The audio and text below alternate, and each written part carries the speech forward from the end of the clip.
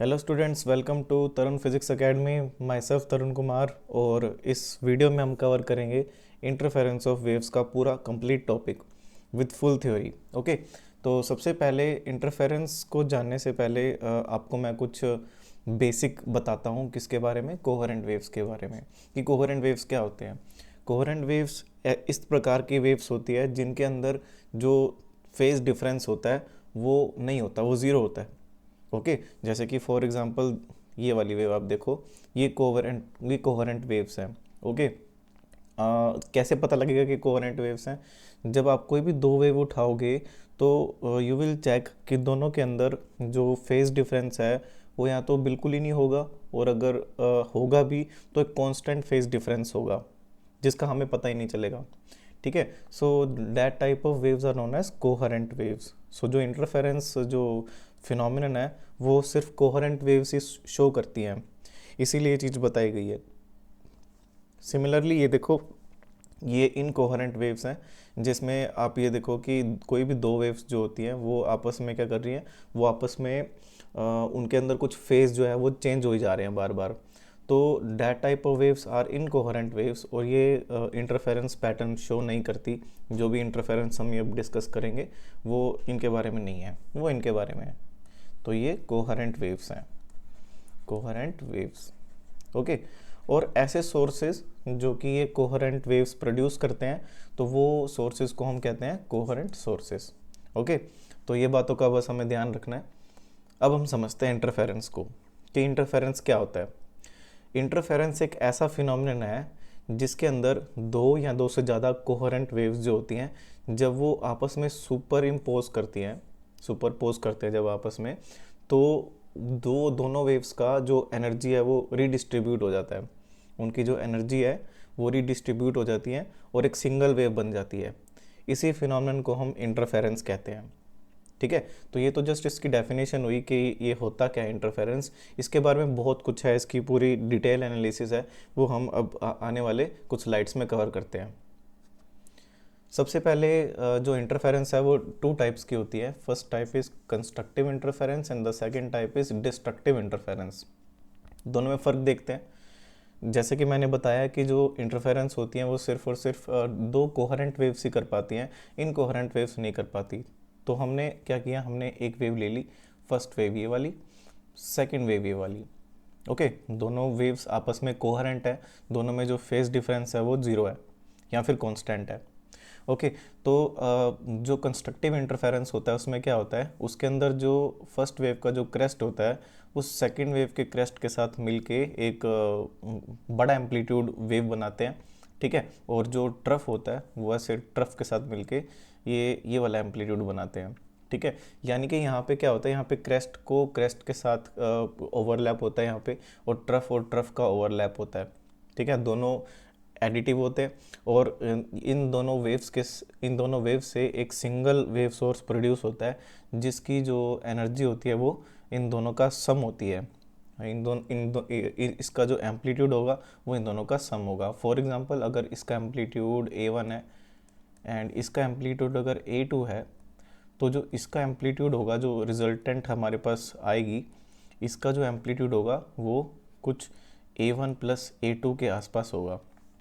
ठीक है, इसको भी हम मैथमेटिकली डिस्कस करेंगे। A1 प्लस A2 नहीं होता, कुछ और होता है, वो हम आगे देखेंगे। ओके, अच्छा, डिस्ट्रक्टिव इंटरफेरेंस में क्या होता है। डिस्ट्रक्टिव इंटरफेरेंस में आपके पास दो वेव्स होती हैं, एक ये वाली वेव है फर्स्ट वेव, और एक ये सेकंड वेव है। दोनों के अंदर कुछ ना कुछ फेज डिफरेंस होता है, खास करके जो फेज डिफरेंस होता है 180 डिग्री का होता है। ओके, तो इसके अंदर क्या खास चीज़ है कि इसका जो क्रेस्ट है वो इसके ट्रफ के साथ क्या करता है, ओवरलैप करता है। तो इसका जो क्रेस्ट है प्लस ए और इसका जो ट्रफ है माइनस ए, ये दोनों जब ऐड होते हैं तो हमें कुछ नहीं मिलता।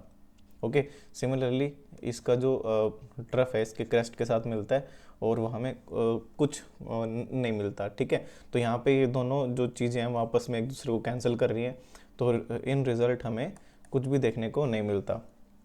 ओके, सो ये दो हमारे पास क्या हैं, दो इसके टाइप्स हैं इंटरफेरेंस के, कि जो वेव्स होते हैं वो या तो ऐसे इंटरफेयर कर सकती है या फिर वो ऐसे इंटरफेयर कर सकती है। ओके, चलो आगे चलते हैं। आगे अब हम इसके कुछ रिजल्ट्स जो है ना वो डिराइव करने की कोशिश करते हैं जो कि बहुत इंपॉर्टेंट है। ओके, तो हमारे पास हम लेके चलते हैं दो वेव्स जिनकी डिस्प्लेसमेंट रिलेशन हमें मालूम है। एक वेव ले ली, उसकी डिस्प्लेसमेंट रिलेशन क्या है, y1 one is equal to A one sine omega T.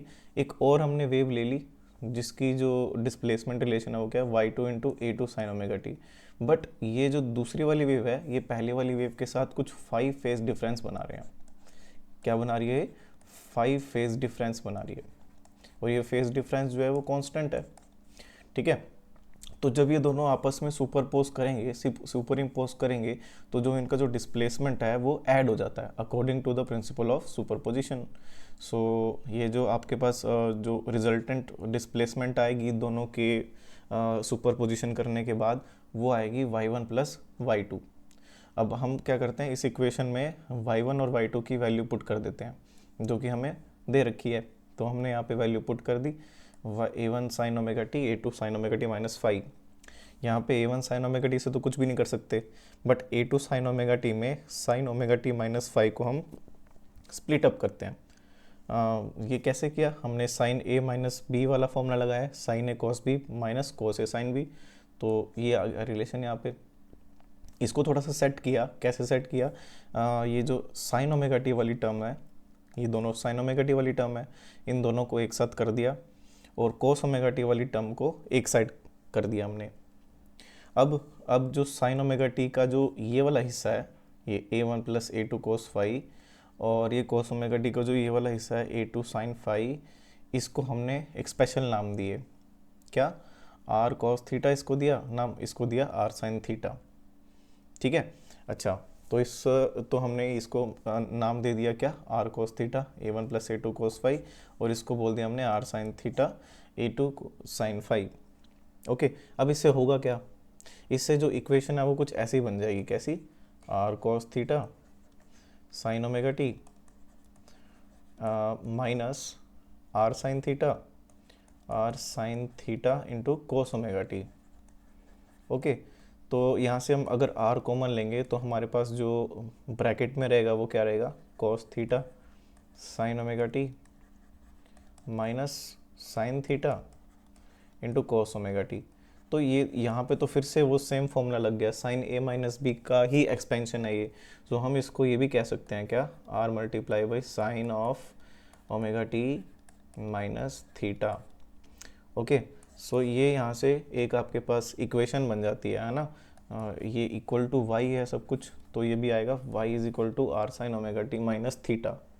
तो आपने एक चीज़ यहाँ से ऑब्जर्व करनी है कि आपने दो वेव्स को सुपरपोज किया तो हमें जो रिजल्टेंट वेव बनी वो क्या बनी, वो बनी y is equal to R sine omega T minus theta. ये भी तो एक SHM का ही वो है, ये भी तो SHM की इक्वेशन है। तो यहाँ से ये इंफरेंस निकल के आता है कि जो आपके पास रिजल्टेंट वेव बनी, तो वो जो रिजल्टेंट वेव बनी उसका वो भी क्या निकल के आती है, सिंपल हार्मोनिक वेव ही निकल के आती है। ठीक है, जिसका जो एम्पलीट्यूड है रिजल्टेंट एम्पलीट्यूड वो आर हम डिनोट कर रहे हैं, और जिसका हम जो फेज डिफरेंस है, ठीक है, फेज है, जो फेज डिफरेंस नहीं, जो उसका फेज है वो क्या होगा, वो थीटा हम डिनोट करते हैं उसको। ठीक है, गॉट माय पॉइंट। ओके, सो अगर हम इस आर को निकालना चाहें, इस आर का मैग्नीट्यूड देखना चाहें, तो वो कितना आएगा उसके ऊपर बात करते हैं अब। तो क्योंकि हमारे पास ये दो इक्वेशंस थी, R cos theta R sine theta A one cos phi A two cos phi, ये 1 और 2 को हम क्या करते हैं, स्क्वायर, पहले स्क्वायर करते हैं और फिर ऐड कर देते हैं। तो ये हो जाएगा R square cos square theta plus R square sine square theta इस साइड, और यहाँ पे इन दोनों का होल स्क्वायर इस साइड। तो जब आप इन दोनों को प्लस करोगे तो कॉस स्क्वायर थीटा और साइन स्क्वायर थीटा ये दोनों क्या हो जाएंगे, ये प्लस हो जाएंगे और वो 1 हो जाएगा। तो यहाँ उस साइड आर ही बचेगा। ठीक है, और आर का अंडर रूट करेंगे तो ये हमारे पास फाइनली सॉल्व करके ये इक्वेशन आ जाएगी। ठीक है, अब इसको भी हम खोल लेते हैं। जब हम इसको खोलेंगे, यानी ये इसका होल स्क्वायर खोलेंगे, इसका होल स्क्वायर तो पहले से खुला हुआ है, तो फाइनली हम यहाँ तक पहुँच जाएंगे, a1 square plus a2 square plus 2a1 a2 cos phi तक। ठीक है, तो ये अपने पास एक रिलेशन मिला, कौन सा, ये वाला, कि अगर दो वेव्स सुपरपोज करती है जिसका एम्पलीट्यूड A1 है पहले का, दूसरे का जो एम्पलीट्यूड है वो A2 है, तो आफ्टर सुपरपोजिशन उनका जो एम्पलीट्यूड होगा वो R होगा, उस R का जो मैग्नीट्यूड आएगा वो कुछ इस रिलेशन से आएगा। ओके ये रिलेशन कुछ ऐसा लग रहा है जैसे कि दो A1 A2 वेक्टर्स हों और वो जब उनका जो एडिशन करते हैं तो फॉर्मूला आता है, बिल्कुल वैसा ही है ना। चलो कोई बात नहीं। अच्छा तो जो एक और चीज़, अभी थीटा कैसे निकलेगा, है ना, अगर फेज जानना हो इस इक्वेशन इस वेव का तो वो कैसे निकलेगा, वो निकालने के लिए हम क्या करेंगे, फिर से उस दो इक्वेशंस पे आएंगे। यहाँ से थीटा निकालने के लिए सेकंड को फर्स्ट इक्वेशन से डिवाइड कर देंगे, यानी R sine theta divide by R cos theta, उल्टा कर देंगे इसको, है ना। तो आपके पास जो आंसर आएगा वो इधर आएगा टेन थीटा और इधर आएगा A2 sine five plus A1 plus A2 cos five. Okay तो ये दो इक्वेशंस बड़ी इंपॉर्टेंट है आपके लिए, इसको हम याद रखेंगे। यहाँ से हमने बस इसको डिराइव किया, बाद में हम इनको कंपाइल कर देंगे, कोई इशू नहीं है। आगे चलते हैं। अच्छा अब ये तो जो हमने इक्वेशन निकाली, ये इक्वेशन निकाली, अगर हमारे पास एक वेव का एम्पलीट्यूड A1 होगा, दूसरी वेव का एम्पलीट्यूड A2 होगा। मान लेते हैं कि दोनों जो वेव्स हैं अगर उनका एम्पलीट्यूड सेम हुआ तो क्या होगा, है ना। If amplitude of both waves are same then what will happen, simple.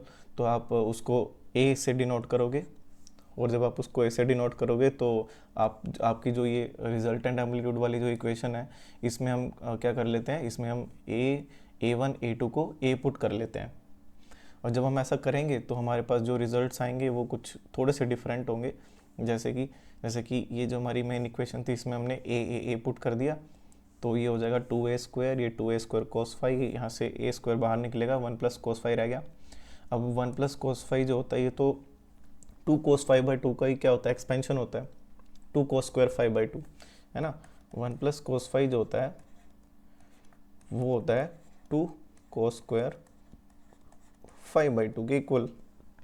तो यहाँ पे हम इसको 1 कोस फाइव को 2 कोस स्क्वायर 5 बाई 2 के इक्वल पुट किया, तो हमने बस यहाँ तक पहुँच गए।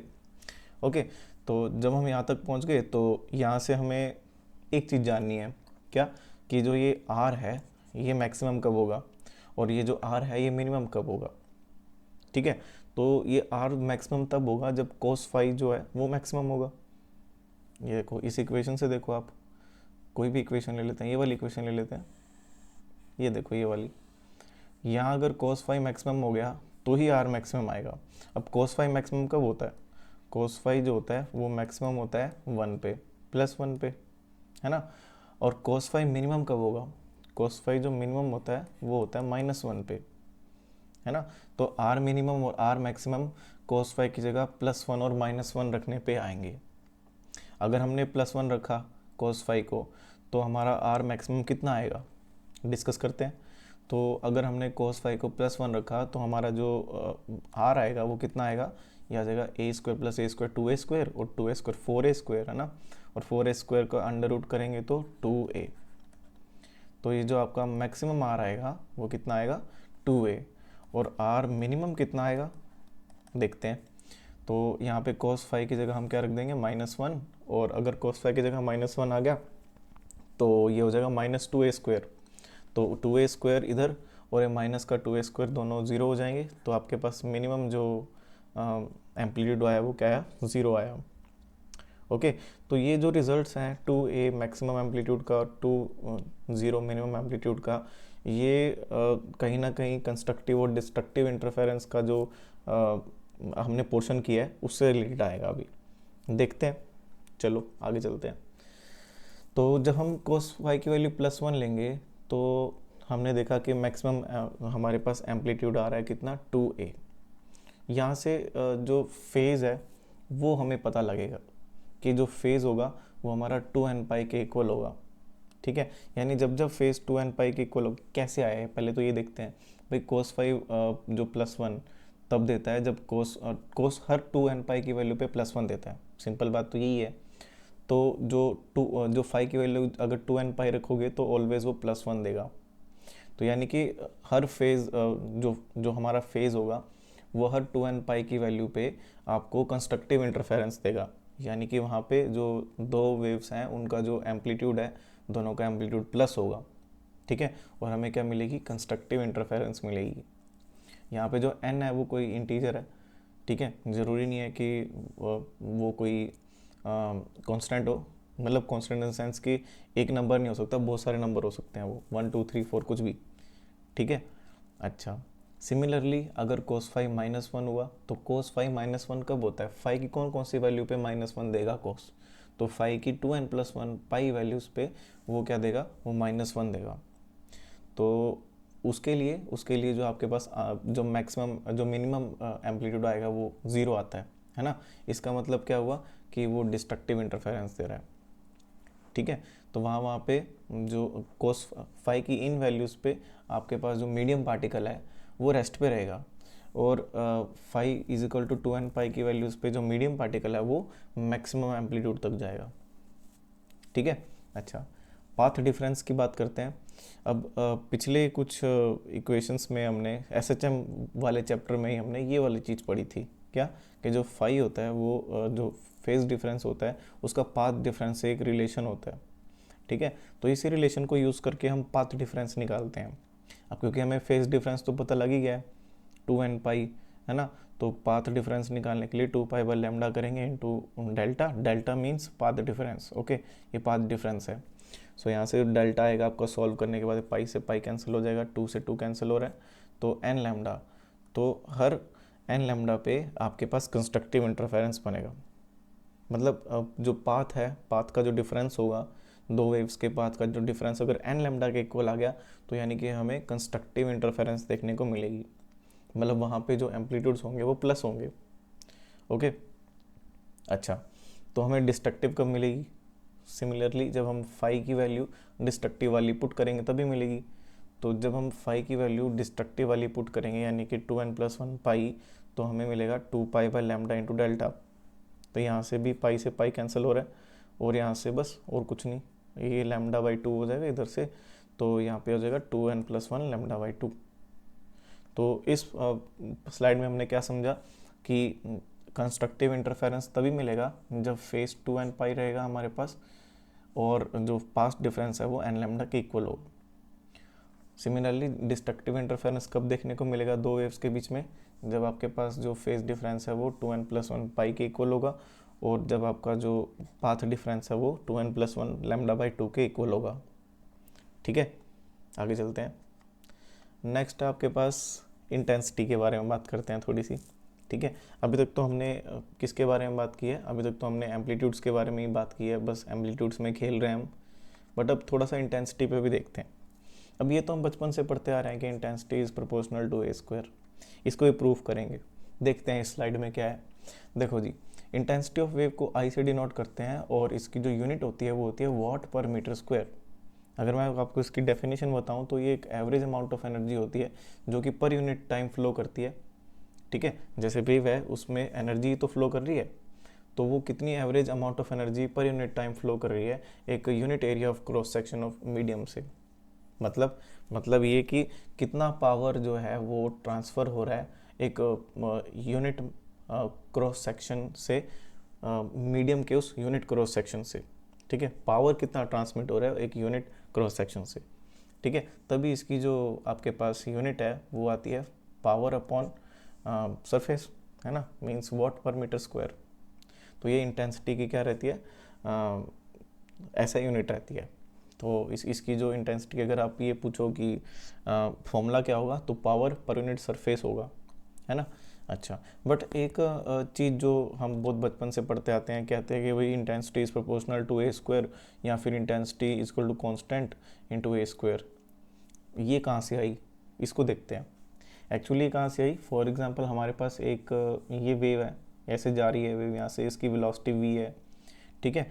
एक सेकेंड में वो वेव ने कितनी एनर्जी इम्पार्ट की, ठीक है।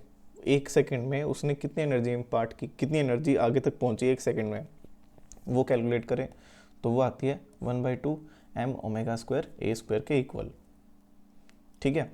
m⍵² a² के इक्वल, हाफ mv² से है, v = a ओमेगा होता है, ठीक है। वो सब अलग बातें हैं, वो पिछली क्लासेस में है। अच्छा जी, तो यहाँ से हम एक काम करते हैं, यहाँ से हम m की जगह रो एस वी पुट करते हैं। रो क्या है, डेंसिटी, एस क्या है, सरफेस एरिया, और वी क्या है, वेलोसिटी ऑफ वेव। ओके, अब ये रो एस वी एम के इक्वल कैसे आया, चेक करते हैं ज़रा। M is equal to rho S V. देखो जी, एक सेकेंड में अगर टाइम हमारा 1 सेकेंड है, अगर टाइम हमारा 1 सेकेंड है, तो जो एम है ये रो एस वी इसके इक्वल कैसे होगा। देखो, रो क्या होता है, मास पर यूनिट वॉल्यूम, मास पर यूनिट वॉल्यूम, ठीक है। और जो सरफेस होता है वो तो मीटर स्क्वायर में होता है, और जो वेलोसिटी होती है वो किस में होती है, मीटर्स पर सेकेंड। अब सेकेंड तो 1 है, तो ये तो हट ही गया, है ना। अच्छा, तो यहाँ से आप देखो, ये मास हो गया, metre square into metre, metre cube हो गया, और जो वॉल्यूम है वो भी मीटर क्यूब में ही है। सो मीटर क्यूब से मीटर क्यूब कैंसिल हो गया, यानी कि इसका मतलब ये जो मास है इसको हम डायमेंशनली रो एस वी के इक्वल रख सकते हैं, बिकॉज रो एस वी को सॉल्व करेंगे 1 सेकेंड के लिए तो आपके पास मास की यूनिट ही देगा वो, ठीक है। अच्छा, तो rho S v equal to m, ये क्लियर हो जाना चाहिए भाई सभी को, ठीक है। अब आगे चलते हैं, हम m की जगह रो एस वी रख दिया। अब थोड़ा सा इसको सॉल्व करते हैं, कैसे सॉल्व करेंगे, हम ओमेगा को खोल रहे हैं। ओमेगा की वैल्यू क्या होती है, 2 पाई इंटू फ्रीक्वेंसी, फ्रीक्वेंसी को मैं n से डिनोट कर रहा हूँ, ये वो वाला n नहीं है जो आप n बिलोंग्स टू इंटीजर देख के आए हो, just it denotes frequency here. Okay, तो जब ये 2 पाई n से इसको मैं रिप्लेस करूँगा तो ये 4 पाई स्क्वायर n स्क्वायर बन जाएगा। इन सब को खोलेंगे, काटेंगे पीटेंगे, तो आपके पास जो फाइनल आंसर आएगा वो आएगा ये, E is equal to 2 pi square a square v square s into V, ठीक है। ये जो आंसर आया है ये 1 सेकेंड के लिए आया है, यानी कि एनर्जी पर यूनिट सेकेंड, है ना, एनर्जी पर यूनिट सेकेंड। अब एनर्जी पर यूनिट सेकेंड जो होता है वो तो पावर होती है, पावर जो होती है वो क्या होती है, एनर्जी अपॉन टाइम, है ना। तो energy upon time is equal to power. So यहाँ पे भी हम यही तो किया है, एनर्जी फॉर 1 सेकेंड, एनर्जी पर यूनिट टाइम। सो ये पावर के इक्वल ही आएगी, ये जो क्वांटिटी आएगी ये पावर के इक्वल आएगी। अच्छा, तो अगर हम ये पावर के इक्वल रख देते हैं तो पावर और एस को डिवाइड कर देते हैं, एस फॉर सरफेस, तो इसको पावर के साथ डिवाइड कर दिया, तो P W power divide by surface ये हमारी इंटेंसिटी बन जाती है अकॉर्डिंग टू डेफिनेशन। अच्छा, तो पावर डिवाइड बाय सरफेस कितना आ जाएगा, बचा कुछ आ जाएगा, कितना, 2 pi square a square v square into frequency का स्क्वायर। अब यहाँ पे एक चीज़ देखो, 2 कांस्टेंट है, पाई कांस्टेंट है, v कांस्टेंट है, और फ्रीक्वेंसी भी कांस्टेंट रहेगी। सिर्फ और सिर्फ एम्पलीट्यूड जो है उस पे जो इंटेंसिटी है वो हमारी क्या कर, एम्पलीट्यूड का स्क्वायर पे इंटेंसिटी क्या कर रही है, वेरी कर रही है। तो बाकी चीज़ों को हमने k कह दिया, तो हमारे पास जो फाइनल रिजल्ट आया वो कितना है, i is equal to K square, where k is equal to 2 pi square V square into frequency का स्क्वायर, बस, ठीक है। तो यहाँ से ये i equal to K square वाली कहानी बनती है। ये थोड़ा सा ये आपको याद रखने की ज़रूरत नहीं है, बट फिर भी एक बार पता होना चाहिए कहाँ से आया फॉर्मूला। आगे चलते हैं, अब हम बात करते हैं किसकी, कि इंटेंसिटी में क्या डिस्ट्रीब्यूशन होगी जब दो वेव सुपरपोज करेंगी तब। तो हमारे पास ये दो वेव्स हैं, y1 और y2, ठीक है। दोनों को जब हमने सुपरपोज किया तो हमारे पास हमने देखा था कि जो रिजल्ट आ रहा था वो क्या आ रहा था, y equal to R sine omega T minus theta, जो कि सिंपल हार्मोनिक मोशन की ही इक्वेशन है। इसका मतलब कि जो रिजल्टेंट बना है वो किससे बना है, वो मतलब कि उसका जो डिस्प्लेसमेंट है, डिस्प्लेसमेंट रिलेशन साइनसोइडली है, ठीक है। और हमने ये रिलेशन पढ़ा था आर का, कि ये जो रिजल्टेंट एम्पलीट्यूड आएगा वो क्या आएगा, वो a1 square plus a2 square plus 2a1 a2 cos phi के इक्वल। अब हमें पता है कि i is equal to K R square होता है। अच्छा, अब यहाँ से r की वैल्यू यहाँ पे खोल देते हैं, तो जब r की वैल्यू यहाँ पे खोलेंगे, अंडर रूट वगैरह हटेंगे, तो ये इसके इक्वल आ जाएगा। अब ये के इसके अंदर मल्टीप्लाई कर देते हैं इंडिविजुअली, इसके साथ भी मल्टीप्लाई कर दिया, इसके साथ भी मल्टीप्लाई कर दिया, और इसके साथ भी मल्टीप्लाई कर दिया। अच्छा, तो उसके बाद क्या करेंगे कि a1 स्क्वायर जो होता है वो i1 बोल देंगे उसको, ऑब्वियसली के a2 स्क्वायर होगा वो तो इंटेंसिटी ऑफ 2 होगी, और के इसके साथ अंडर रूट के a1 स्क्वायर अंडर रूट के a2 स्क्वायर, तो वहाँ से i1 i2 बन जाएंगे। तो यहाँ से एक हमारे पास एक और रिलेशन आ गया, किसका, इंटेंसिटी का, कि जब दो वेव सुपरपोज करती हैं तब इंटेंसिटी भी रिडिस्ट्रीब्यूट होती हैं, such that i is equal to i1 plus i2 plus 2 i1 i2 cos theta cos phi. Phi is the phase difference between these two waves under root I1 I2, ठीक है। अच्छा, एक case यहाँ पे और बना सकते हैं कि अगर मान लो दोनों वेव्स की जो इंटेंसिटी है अगर वो सेम रहे, मान लो I0 रहे, तो क्या होगा, तो जो आपके पास I होगा वो I0 प्लस I0, मतलब सिंपल इसकी जगह I0 रख देंगे सबकी जगह, तो ये आ जाएगा। अब उसके बाद इसको थोड़ा सा सॉल्व करेंगे तो आपके पास ये मिल जाएगा 1 प्लस cos फाई, ऐसे 2I0 1 प्लस cos फाई। यहाँ पे भी जो इंटेंसिटी है वो डिपेंड कर रही है डायरेक्ट cos फाई के ऊपर। अगर cos फाई 1 हुआ प्लस 1 हुआ तो आपको मैक्सिमम इंटेंसिटी मिलेगी 4I0, और ये होगी कंस्ट्रक्टिव इंटरफेरेंस की। किसकी होगी ये? कंस्ट्रक्टिव इंटरफेरेंस की, ठीक है। सिमिलरली अगर आप cos फाई को -1 रख देते हो तो आपके पास जो इंटेंसिटी आएगी वो क्या आएगी? वो आएगी 0, सिंपल। तो ये हो जाएगी डिस्ट्रक्टिव इंटरफेरेंस की, डिस्ट्रक्टिव इंटरफेरेंस। ओके, सो यहाँ तक का जो है, यहाँ तक हमने ये डिस्कस कर लिया कि जो आपके पास इंटेंसिटी है वो भी रिडिस्ट्रीब्यूट हो जाती है, जो एम्पलीट्यूड है वो भी रिडिस्ट्रीब्यूट हो जाता है, एनर्जी तो रिडिस्ट्रीब्यूट होती है ऑटोमेटिकली फिर, है ना। अच्छा, आगे चलते हैं। तो बस इतना ही था। अब इसको थोड़ा सा समराइज़ कर लेते हैं जो हमने चीज़ें पढ़ी हैं। सबसे पहले तो हमने ये पढ़ा कि अगर हमारे पास दो वेव्स हैं, y1 is equal to A1 sine omega T, और दूसरी वेव है y2 is equal to A2 sine omega T minus phi, अगर दोनों में 5 फेज डिफरेंस है तो जब हम इन दोनों को सुपरपोज करते हैं तो एक हमारे पास मेन वेव बनती है जिसका रिजल्टेंट एम्पलीट्यूड r होता है और जिसका फेज जो होता है वो थीटा होता है। ओके, अच्छा, वो रिजल्टेंट एम्पलीट्यूड अगर हम निकालना चाहते हैं तो हम वो वेक्टर जो फॉर्मूला था ट्रायंगल पैरेललोग्राम लॉ में वैसा ही बन जाता है। ये कितना आता है? A1 square plus A2 square plus 2A1 A2 cos phi. अगर आप थीटा भी निकालना चाहते हो वो वाला तो वो इस फॉर्मूले से निकल जाएगा, tan inverse A2 sine phi upon A1 plus A2 cos phi, ठीक है। अगर आपको कंस्ट्रक्टिव इंटरफेरेंस की कंडीशंस देखनी है तो क्या कंडीशंस होनी चाहिए कि जो फेज डिफरेंस है वो 2n पाई के इक्वल होना चाहिए, या फिर जो पाथ डिफरेंस है वो n लैम्डा के इक्वल होना चाहिए। ये सारी बात हम मैकेनिकल वेव्स के लिए कर रहे हैं, वैसे ये सारी बातें हम लाइट वेव्स के लिए भी पढ़ेंगे। अच्छा, डिस्ट्रक्टिव इंटरफेरेंस के लिए क्या पढ़ा हमने कि जो फेज डिफरेंस है वो आपके पास क्या रहना चाहिए? 2n प्लस 1 पाई, और जो पाथ डिफरेंस है वो 2n प्लस 1 लैम्डा बाई 2 के इक्वल। ओके, तो जो यहाँ तक का पढ़ने के बाद हमने फिर इंटेंसिटी को देखा कि जो इंटेंसिटी है वो भी रिडिस्ट्रीब्यूट हो जाती है, और उसका जो फॉर्मूला रहता है तो वो क्या रहता है? I1 plus I2 2I1 I2 cos phi के इक्वल, ठीक है। यहाँ तक की कहानी हमने अच्छे से पढ़ी है, और इसके बाद का जो है, इसके बाद नेक्स्ट वीडियो में आपको बताएंगे इसके और एप्लीकेशंस के बारे में।